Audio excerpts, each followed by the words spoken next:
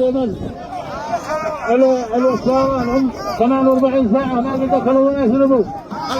وغداهم مخيم. القبائل الابيه والوفيه تسلم على الشيخ محمد احمد الزايدي اثناء وصوله الى مهاشم الجوف، والكل هنا فخور ويتشرف بوصول الشيخ والقبائل بمواكب مهيبه وكبيره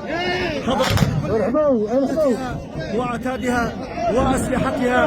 لا نستطيع ان نصل الى اقصى حد من جميع قبائل اليمن التجمعات التي وصلت اليها القبائل اليمنيه، ولكن نستطيع ان نقول ان القبيله اليمنيه ستبقى العمود الفقري، وان القانون القبلي هو اقوى من القانون الحقوقي والانساني، وان القبيله تستطيع ان تنفذ قراراتها وان تستعيد ما اخذ منها باذن الله.